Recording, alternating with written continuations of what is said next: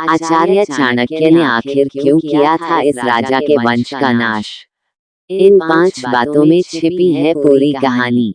सुनो। आचार्य चाणक्य ने अपनी कूटनीतियों के दम पर एक साधारण के बालक चंद्रगुप्त को सम्राट बना दिया, साथ ही एक राजा के पूरे वंश का ही नाश कर दिया। लेकिन क्या आप जानते हैं कि आखिर आचार्य चाणक्य ने ऐसा क्यों किया?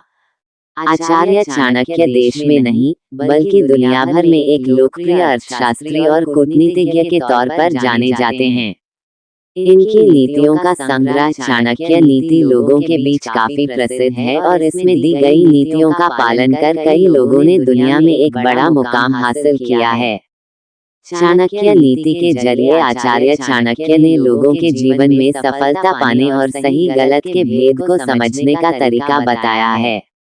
सभी जानते हैं कि आचार्य चाणक्य ने नंद वंश का अंत कर एक साधारण से बालक चंद्रगुप्त को मौर्य वंश का सम्राट बनाया था। लेकिन क्या आप जानते हैं कि आखिर ऐसा क्या हुआ था कि आचार्य चाणक्य को नंद वंश का नाश करना पड़ा? आज हम आपके इस सवाल का जवाब लेकर आए हैं।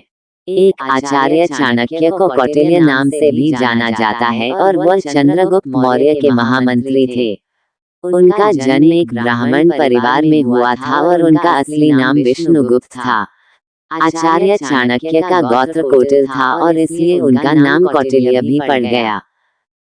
आचार्य चाणक्य को लगभग हर विषय की जानकारी थी और खगोल विज्ञान का तो पूरा ज्ञान था। यहाँ तक कि उन्होंने समुद्र शास्त्र में ही महारत हासिल की थी और व्यक्ति के चेहरे व हाव भाव को देखकर उसका व्यक्तित्व बता देते थे।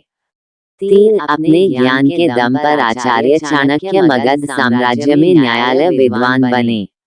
एक बार चाणक्य मगध राज्य में आयोजित हुए किसी यज्ञ में शामिल होने गए और वहां प्रधान आसन पर जाकर बैठ गए। नंद वंश के राजा धनानंद ने आसन पर बैठे चाणक्य की वेशभूषा देखकर उसका अपमान किया और आसन से उठने का आदेश दिया। भरी सभी में हुए इस अपमान से क्रोधित होकर चाणक्य ने अपनी चोटी खोल दी और कसम खाई कि जब तक मैं नंद वंश का नाश नहीं करूंगा तब तक चोटी नहीं बांधूंगा।